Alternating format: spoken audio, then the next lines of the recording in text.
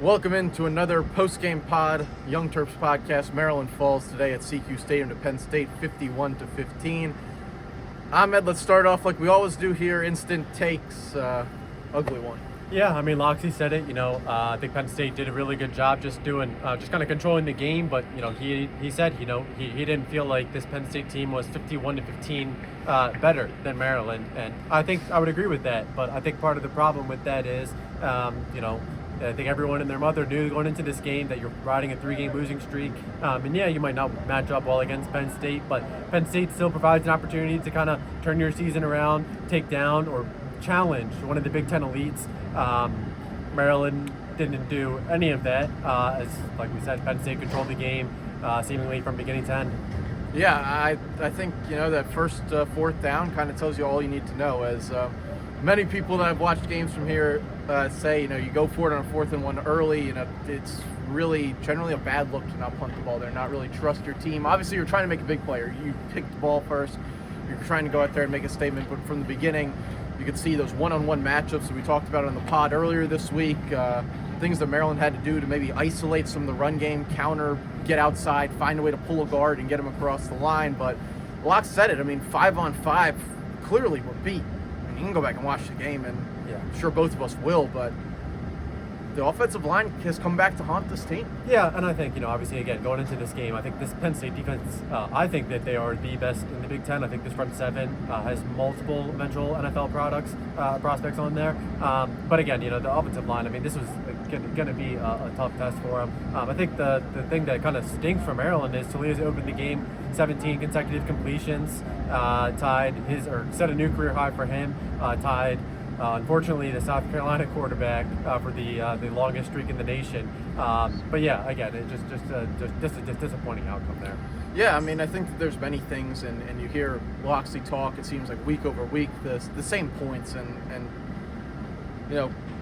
credit in some ways to Maryland in terms of media preparing him, to say those things. But and always, as you said, he takes responsibility in front of the media. But what is going on inside the building right now? What. I was listening to Donnell Brown talk, and he said, preparation this week wasn't bad. That's the second straight week we've heard that from the players. They're just, frankly, and everybody said the same thing, they're not making the plays on Saturday to win the game. Yeah, and I think it's less of, players not getting along. It doesn't really sound like it's that. I think it's really seems to be the players kind of focused, dialed in Monday through Friday. And it seemed like, kind of some players acknowledged that going into the bye, then the Sumlin news, and then Northwestern happened. So it's felt like after every time, we're going to be fine, but the words and the actions just really have not matched this last now 5 weeks. Yeah, let's talk about for the defense. I guess we'll start off with that for a second.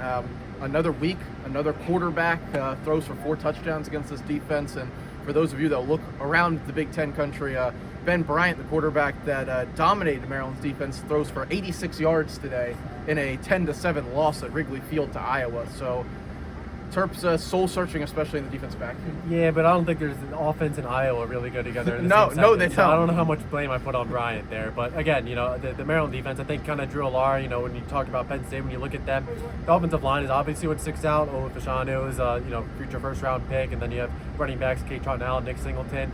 But it just didn't feel like those were the guys that killed Maryland. Obviously, they had Tyler Warren, who finished with 4 catches, 55 yards, I believe 1 touchdown. Keandre Lambert-Smith, 8 catches, 95 yards.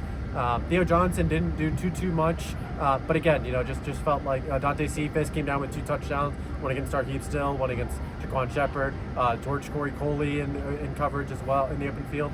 So the big plays that shouldn't have happened consistently happened for Maryland, and Maryland didn't do a good job of generating pressure on Allard. Granted, Donnell Brown mentioned, Drew Allard did a really good job getting the ball out in 3 seconds or less there, but Maryland just could not figure out a way to disrupt Penn State. No, not at all. And look, the guy that plays the Theo Johnson role, being Parker Washington the last couple of years for Penn State, has been the one that's really gotten Maryland's defense. The slants across the middle, they were here. It seemed like timely fashion today, but ultimately Cephas, the guy who, look, there's been pressure on Cephas to really produce, to be the guy that they thought they were getting out of the transfer portal.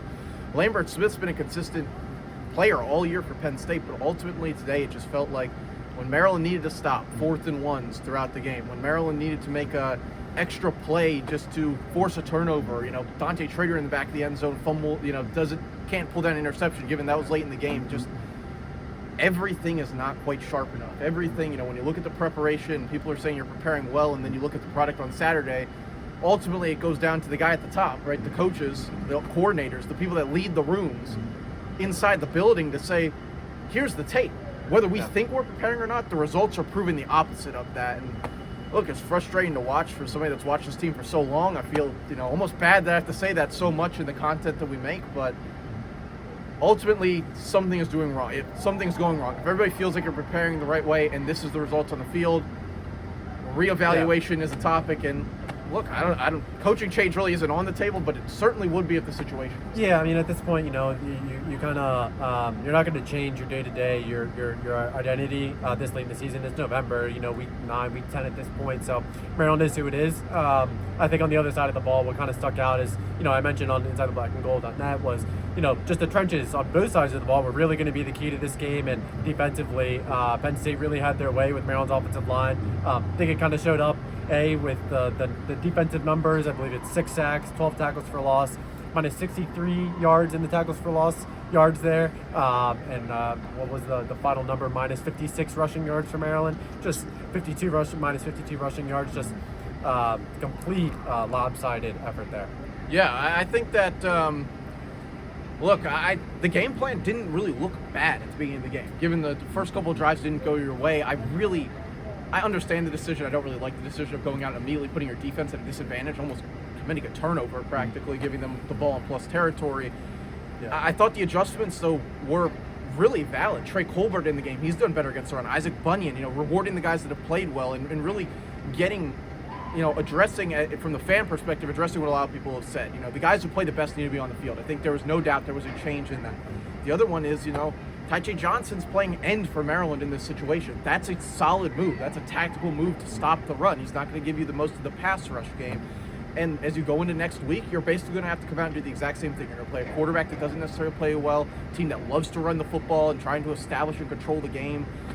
And look, it's not necessarily that. It's the full 4 quarters, something that we really never saw from this team. And against the better opponents, against opponents that have gotten better throughout the season, even a team like a Northwestern, they take advantage of that. The moments you go to sleep, other teams have surged against Maryland, and that showed today against a team that, look, you and I said it on Wednesday night when we recorded. You leave the door open, they're taking it. They're a team that runs the football hard. They play extremely hard. The front seven's fantastic, and they just took advantage of the moments where Maryland was asleep and forced turnovers like they always do and took control of the game at the end. Yeah, I mean, obviously, again, with Penn State being able to go up 14-0 with the 2 seconds left in the first quarter, kind of dictated what Maryland had to do offensively there, but finished the game with really a handful of carries. Roman Hemby did not finish with a yard. Antoine Littleton's 1 carry, minus 3 yards. But again, Maryland was able to drive down after Penn State scored, had the Ty Felton play, and fumbled. Penn State, was able to, granted, it was traded punts and then was able to add a touchdown there. But then again, you mentioned just trying to kick off the game to go for it on 4th down. Play call was definitely questionable to go with Corey Dyches on a pass there when it's a 4th and 1. But again, I think it's a bold call because you kind of want to set the tone early. But it's a 50-50 play that has significant repercussions if you don't get it. And obviously, like we saw, you give Penn State the short field. They took advantage to put Maryland in an early hole and just were not able to bounce back from that. Yeah, offensively, I liked the game plan early. I really liked the game plan when it felt like Maryland was comfortable being more aggressive early in the game. Even the touchdown pass to Roman Hemby, that's a pass, you're throwing the ball 15-plus yards down the field. You're trying to make efforts. When you see lockdown, man-on-man coverage on the outside with the wide receiver talent, especially the Caden Prather, and honestly, that Ty Felton showed in this game. Other than that fumble, really solid game from Ty Felton to come back. Is just shoot them like they're free throws down the field. Give our guys chances one-on-one in press man coverage. Put Corey Dyches out there and throw him that ball. Take advantage. Make the safeties kind of hover down out of the one-high zone. Make the linebackers get depth. Don't let them, step into the A-gap and rush the passer. It just feels like the team as a whole, frankly, loses their mind when things start going against them, which is something that Loxley has talked about constantly over his time here. Where are the plays that you can go to on your play sheet that say, we need 10 yards, what are we looking at? And that has been missing, and there's been changes in that offensive room. There's been changes in mindset, I'm sure, throughout the season from being at a really high point where they were bought in fully to where this program was going to now. But ultimately, as a preparation going all the way back to camp, going all the way back to spring of last year, you start to work on the things you can lean on when it's not going your way in football and sports in general, and that play set is nowhere to be found. Yeah, and I think a lot of these play calls have just been kind of just been not very good really through these last couple of weeks, and I think again that's kind of really drawn some of the eye there. So again, Nebraska is not an easy place to play. They're been looking pretty good. Obviously, I believe they ended up falling today on the road at Michigan State. But again, playing at Lincoln is not easy. This is a Maryland team that's kind of, like you said, Mason, just hasn't had their playmakers really shine these last couple of weeks. So another week to get number 6. All right, so behind the camera, I got one thing I heard in the press conference. Loxley actually said that Leo, when they pressure him in the middle, drops his eyes, which means he's not looking at the receivers. So when you're talking about throwing the ball downfield, when they pressure him, what do you think that does to him? Yeah, I mean, actually, great point. I mean, great point out from what Locke said. And you haven't heard him say things like that, really. Mm-hmm. Frankly, that seemed like a really truthful and honest answer. It's, 5 going on, is it 6 years that he's been playing college football, or just 5? 5, yeah. 5 years playing college football. Look, you know a guy's weaknesses, and frankly, I think other coordinators around this country have found those. You just got to say, he trusts the reads on the inside. You got to just tell him when you see the coverage, when we identify it, they're running a check with me offense. Some of these things you would think, again, come from the booth, come from Billy Edwards' brother who's on the sideline with the quarterbacks constantly. Billy Edwards himself, Cam Edge, all these guys wearing the hats and signaling the plays in for Maryland.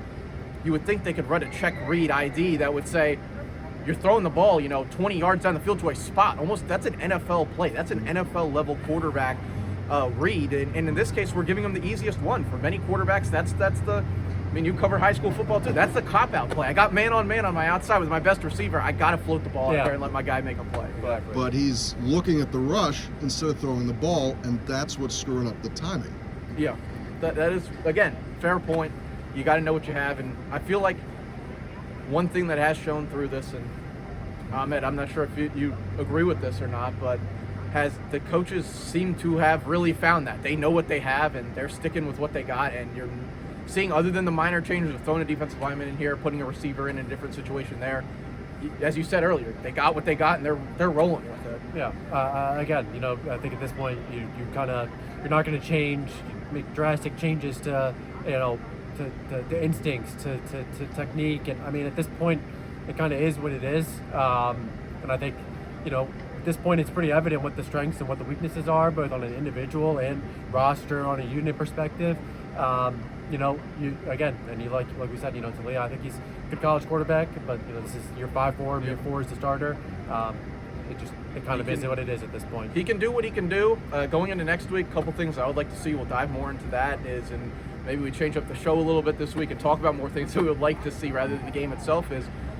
Look, Kyle Long's been banged up, but I would love to see him out there. I don't understand what they've caught on film that has him out of the game when we need to run the ball for 8 yards. Like, he's a really strong, big offensive lineman. And Emilio Moran has been somebody the staff has tried everything they do to pull out of the game. Another one is Andre Roy, same thing. Look, it's time to put the best 5 out there and let them play. I clearly disagree with the coaching staff in that case. And same thing goes for the defense. The guys that situationally fit the game plan need to be out there, even if they might not be the best pass rushers. Riyad Wilmont, for those of you, out today, completely in street clothes from warm-ups on. He's been a guy that's really strengthened the run defense at times.